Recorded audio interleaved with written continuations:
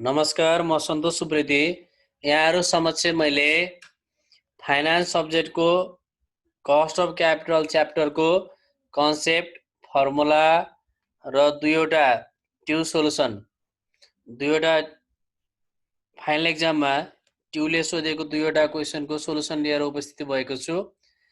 हामीहरूले यो च्यानलमा अपलोड गरेको भिडियोहरूको नोटिफिकेसन प्राप्त गर्न हजुरहरूले हाम्रो युट्युब च्यानललाई सब्स्क्राइब गरी नजिकै रहेको बेल आइकनमा क्लिक गर्नुहोला। हामीले कस्ट अफ क्यापिटल भन्ने बित्तिकै सबैभन्दा पहिला क्यापिटल कलेक्सन गर्ने सोर्सहरूको बारेमा थाहा हुनुपर्छ। कुनै पनि अर्गनाइजेसनलाई रकम आवश्यकता पर्यो भने उसले चारवटा सोर्सहरूबाट रकम कलेक्सन गर्ने गर्छ। एउटा डेब्ट वा डिबेन्चर भन्छौँ, अर्को प्रिफर्ड स्टक वा प्रिफरेन्स सेयर, अर्को भनेको अर्गनाइजेसनमा भएको रिटर्न अर्निङ र अर्को भनेको एक्सटर्नल इक्विटी। यो चारवटा सोर्सहरूबाट अर्गनाइजेसनले रकम कलेक्सन गर्ने गर्छ। यो चारवटा सोर्सहरूमा हामीले जति कस्ट बियर गर्नुपर्ने हुन्छ त्यसलाई हामी कस्ट अफ क्यापिटल भन्छौँ। जस्तै डेब्टमा हामीले इन्ट्रेस्ट तिर्नुपर्ने हुन्छ, डेब्टमा अर्गनाइजेसनले इन्ट्रेस्ट तिर्ने गर्छ।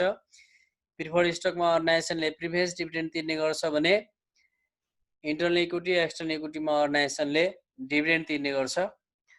यो तिर्नुपर्ने रकमलाई हामीले कस्ट भन्ने गर्छौँ। त्यो कस्ट इन्डिभिजुअल कस्टहरू हुने गर्छ भने त्यो सबैको एभरेज निकालेर आउने कस्टलाई हामी weighted average cost of capital भन्छौँ। अर्गनाइजेसनमा जति पनि क्यापिटल कलेक्सन गर्दाखेरि अर्गनाइजेसनले तिर्नुपर्ने कस्टहरू हुन्छ, त्यो सबैको एभरेज कस्टलाई हामी weighted average cost of capital WACC भन्ने गर्छौँ। त्यही अनुसार हामीले यहाँ इन्डिभिजुअल कस्टहरूको पहिला फर्मुला हेर्दैछौँ। कस्ट अफ डेब्ट आफ्टर ट्याक्स छ। कस्ट अफ डेब्ट आफ्टर ट्याक्सलाई हामी KDT भन्छौँ। KDT निकाल्दा KD इन्टु 1 - T गर्ने। KD बराबर कस्ट अफ डेब्ट बिफोर ट्याक्स हो भने इन्टु 1 - T गरेपछि KDT आउँछ। T भनेको ट्याक्स रेट हो। KDलाई हामी कस्ट अफ डेब्ट बिफोर ट्याक्स भन्छौँ। इन्टु 1 - T गरेपछि KDT हुने गर्छ। अब यो KDT निकाल्दाखेरि हामीलाई क्वेसनमा म्याच्युरिटी पिरियड दिएको छ कि छैन हेर्छौँ। यदि म्याच्युरिटी पिरियड गिभन छैन भने यो पर्पेचुअल बोन्ड हुन्छ। पर्पेचुअल बोन्डको KDT निकाल्दा KDT बराबर I/NP इन्टु 1 - T गर्छौँ। वेयर NP भनेको B0बाट फ्लोटेसन कस्ट घटाउने हो। हामीलाई भ्यालु अफ बोन्ड दिएको हुन्छ, त्यसमा फ्लोटेसन कस्ट घटाएपछि NP आउँछ। हामी यहाँनिर एकदम क्लियर हुनुपर्छ। यदि हामीलाई फ्लोटेसन कस्ट दिएको छैन भने I/B0 इन्टु 1 - T हामीले फर्मुला लेख्न सक्छौँ। यदि फ्लोटेसन कस्ट दिएको छ भने चाहिँ B0बाट फ्लोटेसन कस्ट घटाउँदाखेरि आएको एमाउन्ट NP हुने गर्छ। NP भनेको नेट प्रोसिड्स हो, नेट प्रोसिड्स हुने गर्छ। त्यतिखेर हामीले यदि फ्लोटेसन कस्ट दिएको छ भने B0 नलेखेर NP लेख्छौँ। फेरि एकचोटि क्लियर हुने, यदि हामीलाई फ्लोटेसन कस्ट दिएको छैन भने I/B0 इन्टु 1 - T गर्न सक्यौँ।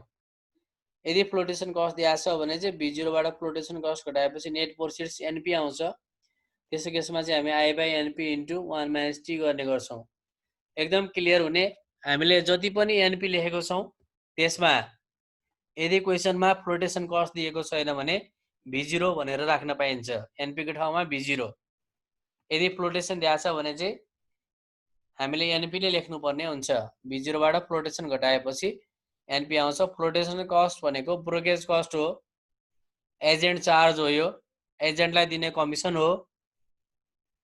अब हामीले म्याच्युरिटी पिरियड दिएको छैन भने पर्पेचुअल बोन्ड हुन्छ। KDT बराबर I/NP इन्टु 1 - T। यदि फ्लोटेसन दिएको छैन भने I/B0 इन्टु 1 - T गर्छौँ।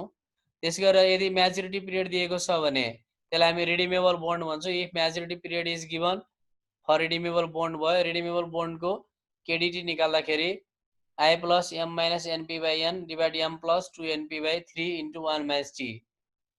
अब फ्लोटेसन दिएको छ भने NP प्रयोग गर्ने भयो, फ्लोटेसन दिएको छैन भने NP को ठाउँमा B0 प्रयोग गरिने भयो। यो हामीलाई याद छ, हामीले बोन्ड भ्यालुएसन पढ्दाखेरि एप्रोक्सिमेट YTM निकाल्ने फर्मुला हो यो। अनि इन्टु 1 - T गरे चाहिँ हामीले त्यहाँ KD निकाल्ने गर्थ्यौँ भने यसलाई KDT बनाउनु परेको भएर इन्टु 1 - T गरे हो। त्यसै गरेर अर्को कलेबल बोन्ड दिएको छ भने if call period is given त्यतिखेर केडिटी बराबर I plus CP minus NP by NC divide CP plus 2 by 3। NC भनेको नम्बर अफ कल पिरियड भयो, सिपी भनेको कल प्राइस भयो। हामीले कस्ट अफ क्यापिटल राम्ररी बुझ्नको लागि बोन्ड भ्यालुएसन र स्टक भ्यालुएसनको कन्सेप्ट पनि राम्ररी बुझ्नुपर्ने हुन्छ। हामीले त्यसको भिडियो पनि अपलोड गरिसकेका छौँ। त्यो हेरेर त्यो क्लियर भयो भने अझ यसमा अझ धेरै क्लियर हुन सकिन्छ। त्यसकारण हामीले त्यो भिडियोहरू पनि रिपिट गरेर हेर्न सक्छौँ। यो भनेको कलेबल बोन्ड, हामीले बोन्ड भ्यालुएसनमा कलेबल बोन्ड भनेर पढेको थियौँ। त्यही कलेबल बोन्डको एप्रोक्सिमेट वाइटिसी निकाल्ने फर्मुला यो I plus CP minus V0 by NC divide CP plus 2 V0 by 3 थियो। त्यहाँ अब फ्लोटेसन छ भने V0 को ठाउँमा एनपी लेख्नु पर्ने भयो, अनि यो केडिटी भएको भएर इन्टु 1 माइनस टी गरे हो। त्यसै गरेर अर्को हुन्छ प्रिफर्ड स्टक। प्रिफर्ड स्टक भनेको प्रिफरेन्स सेयरको कस्ट हो। हामीले प्रिफरेन्स सेयरको कस्ट निकाल्दाखेरि हामीले यहाँनिर प्रिफरेन्स डिभिडेन्डलाई प्रयोग गर्ने गर्छौँ। बोन्डमा हामीले इन्ट्रेस्ट प्रयोग गरेको थियौँ भने प्रिफर्ड स्टकमा हामी प्रिफरेन्स डिभिडेन्डलाई प्रयोग गर्ने गर्छौँ। प्रिफरेन्स डिभिडेन्डलाई मैले यहाँ पिडी भनेर लेखेको छु। पिडी केपी बराबर पिडी बाई एनपी। अघि हामीले यहाँनिर टाइम पिरियड नदिएको बेलामा पर्पेचुअल बोन्डमा केडिटी बराबर I by NP into 1 minus T गरेको थियौँ। यो बोन्ड भएको भएर इन्ट्रेस्ट भयो। अब प्रिफर्ड स्टक भयो भने यहाँ आईको ठाउँमा पिडी हुन्छ, प्रिफरेन्स डिभिडेन्ड लेख्ने गरिन्छ, divide NP into 1 minus T हुँदैन प्रिफर्ड स्टकमा। किनभने हामीले इन्कम स्टेटमेन्ट बनाउँदाखेरि ट्याक्स भन्दा पहिला इन्ट्रेस्ट घटाएको हुन्छ। त्यसैले इन्ट्रेस्टमा ट्याक्स चार्ज भएको हुन्छ भने यो प्रिफरेन्स डिभिडेन्ड भनेको चाहिँ अर्निङ आफ्टर ट्याक्स पछि बल्ल प्रिफरेन्स डिभिडेन्ड तिर्ने हो।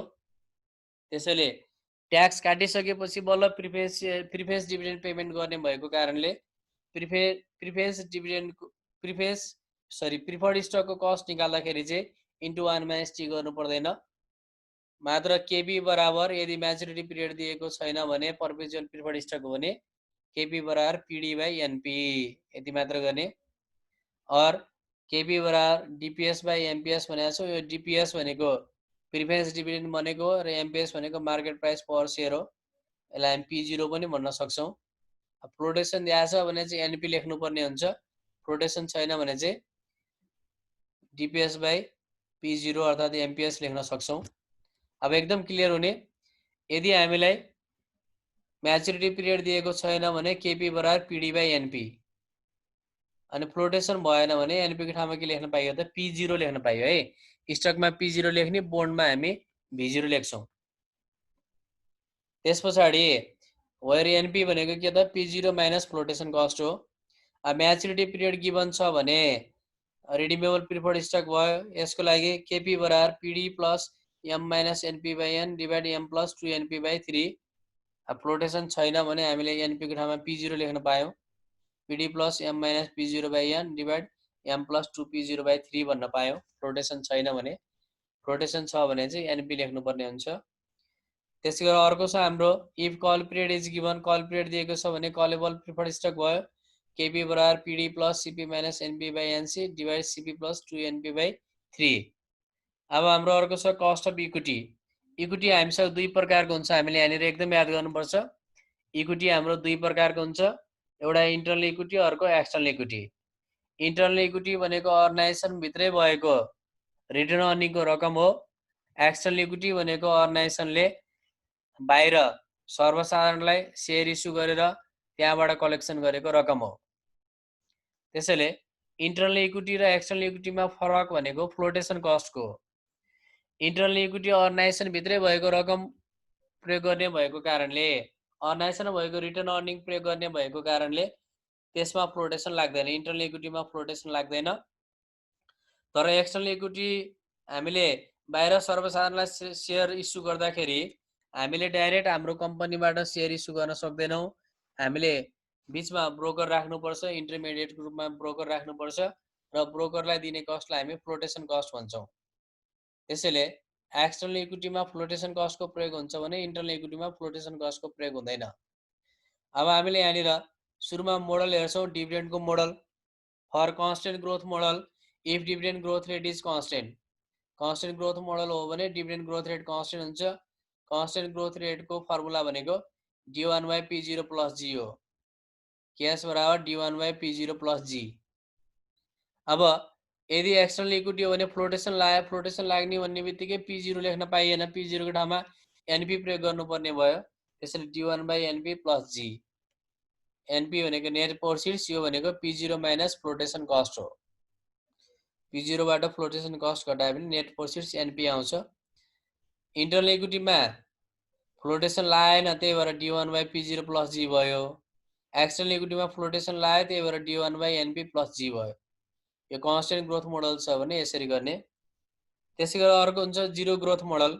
डिभिडेन्ड ग्रोथ रेट 0 भयो भने यसको इन्टरनल इक्विटीको फर्मुला डिभिडेन्ड/p0 गर्ने, एक्सटर्नल इक्विटीको फर्मुला चाहिँ डिभिडेन्ड/np गर्ने।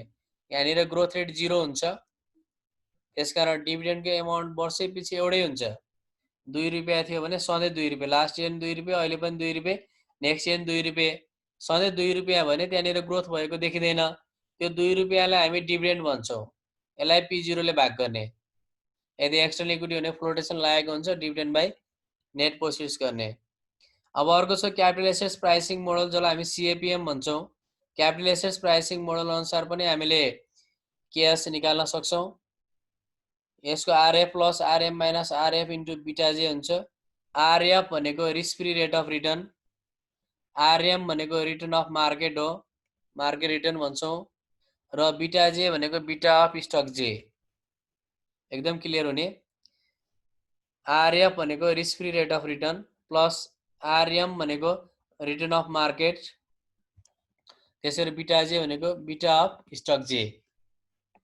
अब और भन्दा अर्को फर्मुला छ, RF को RF भइहाल्यो, प्लस RM - RF लाई हामी रिस्क प्रिमियम भन्छौँ। RM - RF लाई हामी रिस्क प्रिमियम भन्छौँ इन्टु बीटा जे। अर्को हुन्छ dividend yield plus risk premium approach भन्ने।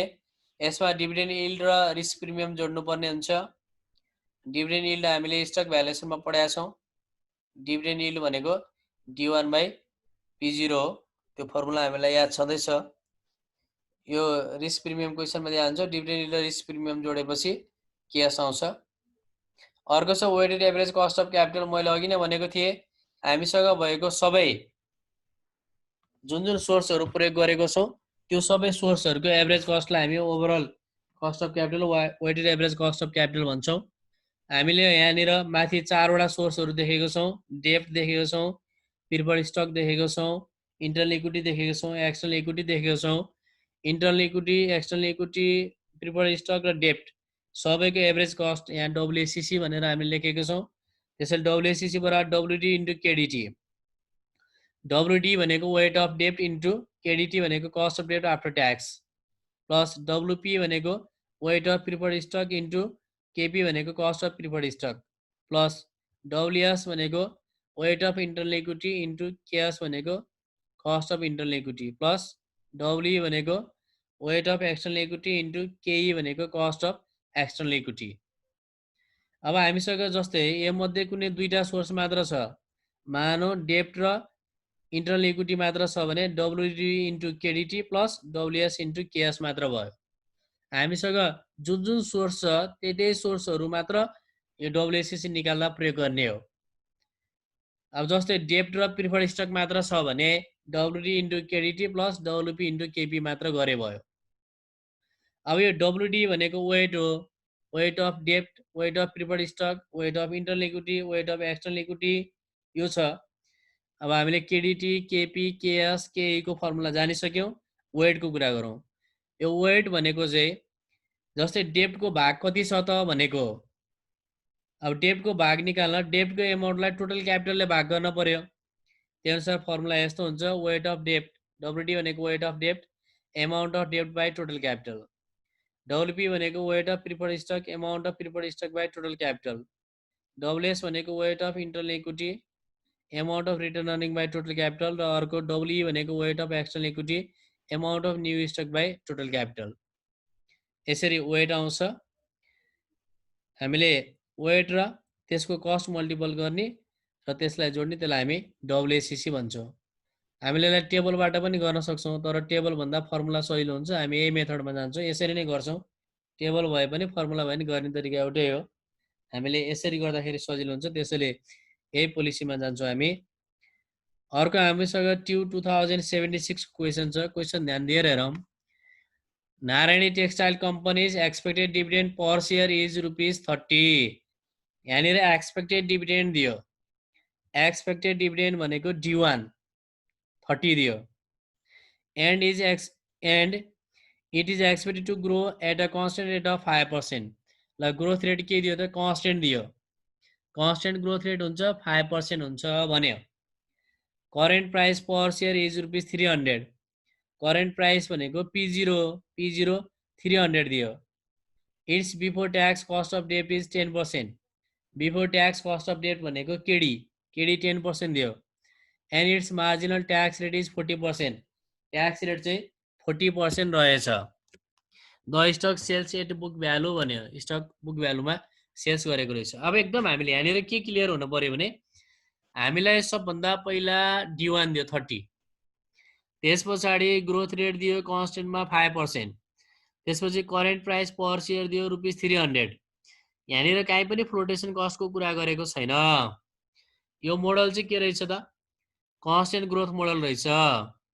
अब कन्स्टेन्ट ग्रोथ मोडल भयो, फ्लोटेसनको कुरा छैन भन्ने बित्तिकै यो इन्टरनल इक्विटी भयो। अब इन्टरनल इक्विटीको केएस निकाल्न पर्यो कन्स्टेन्ट ग्रोथ मोडल अनुसार भने फर्मुला के हो? हामीले यहाँनिर हेर्न सक्छौँ। अब यहाँनिर चाहिँ for constant growth model if dividend growth rate is constant. अब internal equity or return earning को केएस बराबर D1/P0 प्लस G। यो फर्मुला हो। D1 दिएको छ हामीलाई, P0 पनि दिएको छ, ग्रोथ रेट पनि दिएको छ भनेपछि केएस आयो। अब P0 दियो र फ्लोटेसन पनि दिएको भए, फ्लोटेसन कस्ट दियो भने एक्सटर्नल इक्विटी हुन्थ्यो। फेरि फ्लोटेसन कस्ट दिएको भए एक्सटर्नल इक्विटी हुन्थ्यो। फ्लोटेसन कस्ट दिएको छैन, त्यसैले इन्टरनल इक्विटी भयो। D1 दिएको छ, P0 दिएको छ, ग्रोथ रेट दिएको छ भनेपछि हामी केएस निकाल्न सक्छौँ। एकदम क्लियर हुने। D1 30/P0 300 plus growth rate 5% भनेको 0.05 भनेपछि 30/300 प्लस 0.05 गर्दा 15% चाहिँ के हुन्छ त? हाम्रो केएस हुन्छ। त्यसै गरेर अब केडिटीको कुरा गरौँ। It's before tax cost of debt भनेको छ। Before tax cost of debt भनेको केडी इन्टु 1 - T गरेर केडिटी आउँछ। त्यसैले केडी 10% छ भने अब ट्याक्स 40% हुने 10 इन्टु 1 - 0.4 गर्दाखेरि 6% भयो। 6% चाहिँ केडिटी भयो।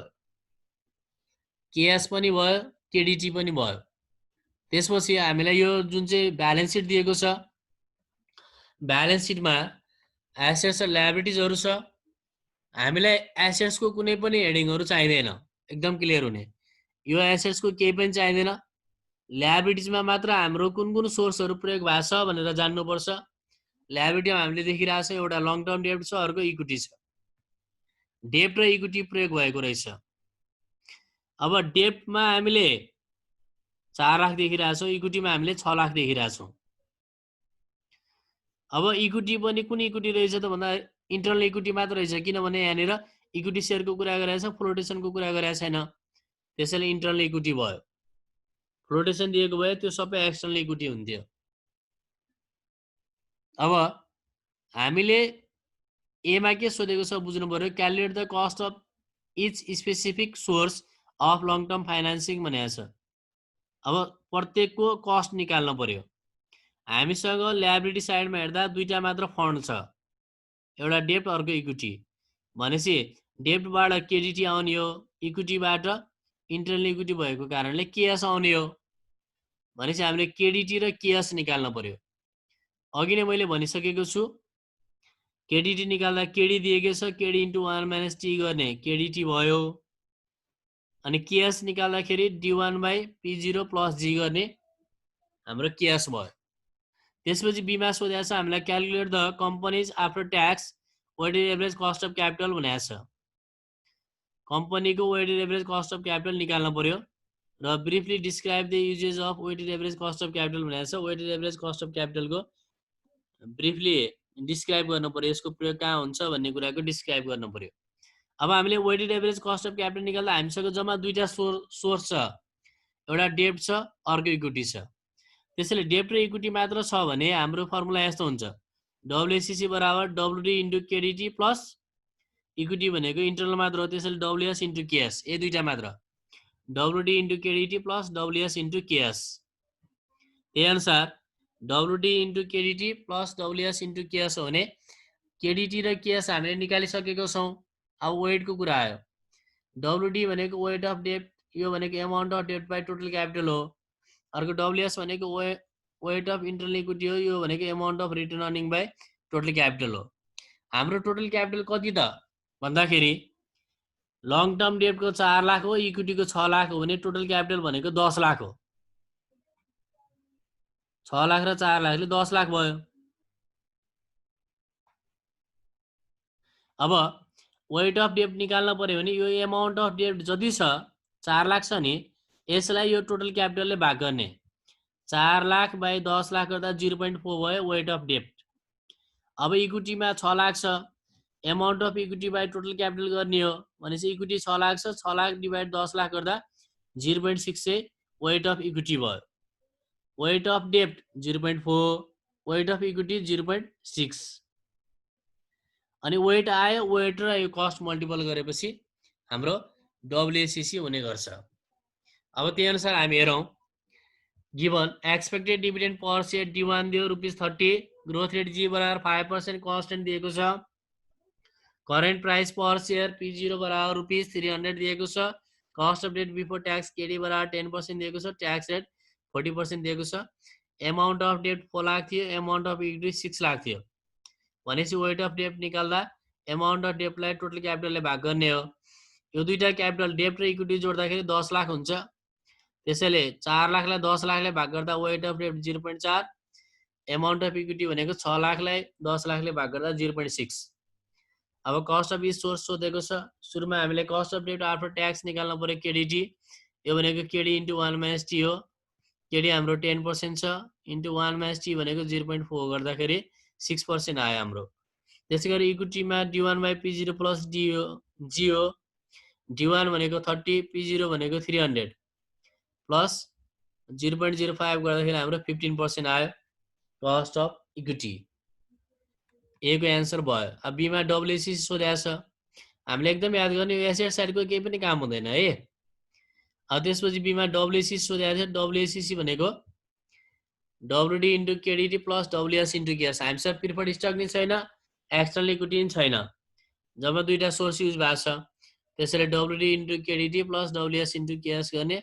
डब्ल्युडी 0.4 थियो भने डब्ल्युएस 0.6 थियो, केडिटी 6% आएको थियो एन्सर, केएस 15% आएको थियो, गर्दा 11.4।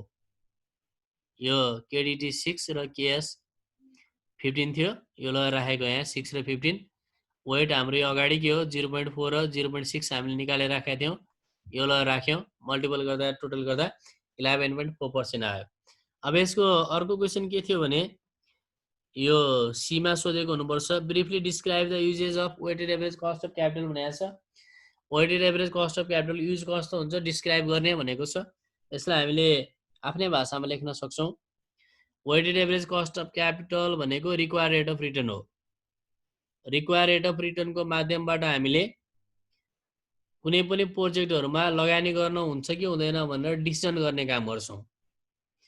यदि कस्ट अफ क्यापिटल भन्दा अर्थात रिक्वायर रेट अफ रिटर्न भन्दा आइआरआर बढी भयो भने हामी त्यो प्रोजेक्ट एक्सेप्ट गर्छौं भने कस्ट अफ क्यापिटल भन्दा आइआरआर कम भयो भने हामी त्यो प्रोजेक्ट रिजेक्ट गर्छौं। त्यसैले वेटेड एभरेज कस्ट अफ क्यापिटलको युज भनेको चाहिँ हाम्रो प्रोजेक्टहरु एक्सेप्ट गर्न हुन्छ कि हुँदैन अर्थात लङ टर्म एसेट्सहरुमा लगानी गर्न हुन्छ कि हुँदैन भनेर इन्भेस्टमेन्ट डिसिजनको क्राइटेरियाको लागि चाहिँ डब्ल्युएससी को प्रयोग गर्ने गरिन्छ भन्ने कुराहरु हामीले लेख्नुपर्ने हुन्छ। यसलाई आफ्नै भाषा लेख्न सकिन्छ, तपाईहरु आफैले लेख्न सक्नुहुनेछ। त्यसैले यसमा म फर्दर केही पनि अगाडि बढिन, तपाईहरु आफ्नै भाषामा लेख्नु होला। त्यसैले अर्को छ हामीसँग question tube 2073 assume that a company has a 8 million debt।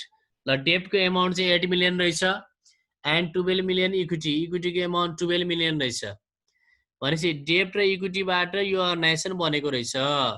डेब्ट को 8 मिलियन अनि इक्विटीको 12 मिलियन भनेपछि टोटल क्यापिटल कति भयो त 12 ले 8 ले 20 मिलियन भयो एकदम क्लियर हुने डेब्ट 8 मिलियन र इक्विटीको 12 गरेर 20 मिलियन भनेपछि अब वेट अफ डेब्ट निकाल्न पर्यो भने 8/20 गर्न पर्यो अनि वेट अफ इक्विटी निकाल्न पर्यो भने 12/20 गर्न पर्यो 8 मिलियन डेब्ट 12 मिलियन इक्विटी हो भने टोटल 20 मिलियन भयो वेट अफ डेब्ट निकाल्न 8/20 गर्ने वेट अफ इक्विटी निकाल्न 12/20 गर्ने अनि the bonds have 10% yield to maturity ल बोन्डको yield to म्याच्युरिटी दियो जसलाई हामी केडी भन्छौँ केडी दिएको रहेछ केडी हाम्रो 10% दियो केडीबाट हामी केडीटी निकाल्न सक्छौँ केडी इन्टु 1 माइनस टी गर्यो भने केडीटी आइहाल्यो त्यसै गरेर and the stock is expected to pay ₹6 lakh in dividend this year रे ल यो वर्ष चाहिँ कम्पनीले 6 लाख डिभिडेन्ड दिनेछ भन्ने एक्सपेक्ट गरेको छ एक्सपेक्टेड डिभिडेन्डलाई हामी D1 भन्छौँ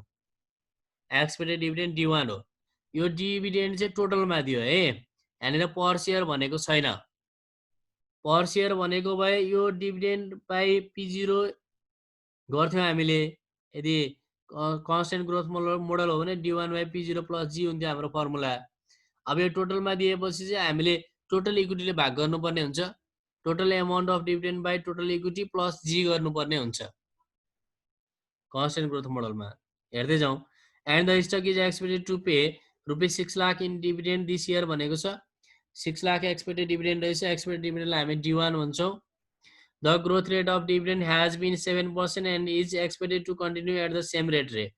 Growth rate 7% छ र यही नै कन्टिन्यू हुन्छ भनेको छ त्यसैले 7% ग्रोथ रेट हो र यो कन्टिन्यू हुन्छ भनेपछि यो कन्स्टेन्ट हुन्छ भनेको कन्स्टेन्ट ग्रोथ रेट दियो 7%.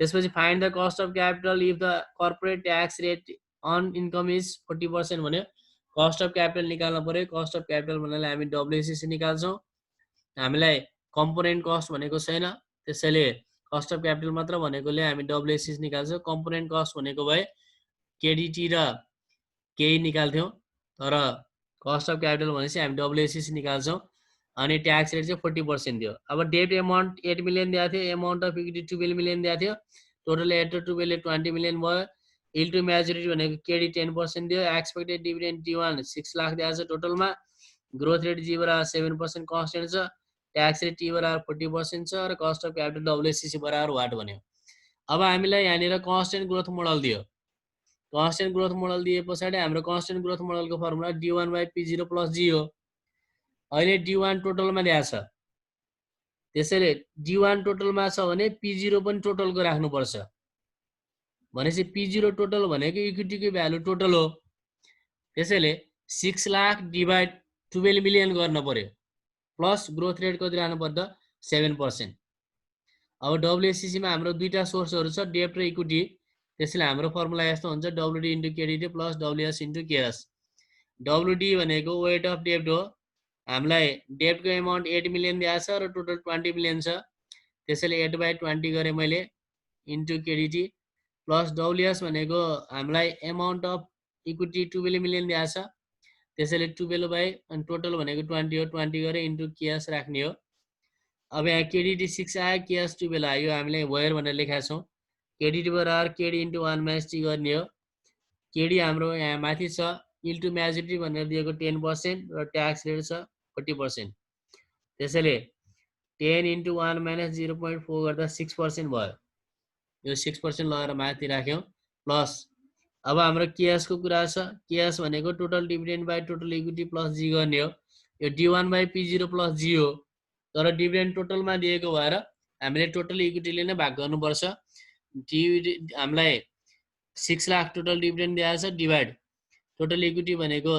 12 मिलियन दिएको थियो मिलियन भएपछि 6 वटा 0 पछाडी हुन्छ त्यसैले 12 पछाडी हामीले 6 वटा 0 राखेका छौं 6 लाख डिभाइड 12 पछाडी 6 वटा 0 राखे यसले डिभाइड गर्यो प्लस अनि ग्रोथ रेट हाम्रो 7% 0.07 छ यो गर्दा 12% भयो यो 12% लगाएर माथि राख्यौं यदि गरेपछि हामीले 8/20 गर्दा 0.4 र KDT हामीले तलबाट ल्याएको 6 राख्यौं प्लस 12/20 गर्दा 0.6 इन्टु KS हामीले तलबाट ल्याएको 12% राख्दा 9.6% आन्सर भयो हामीले एकदम ध्यान दिनुपर्छ यहाँनिर यो टोटल डिभिडेन्ड दिएको भएर टोटल इक्विटीले भाग गरेको भन्ने कुरा यति भन्दै आजको क्लास यहीँ अन्त्य गर्छु। हस्त, धन्यवाद।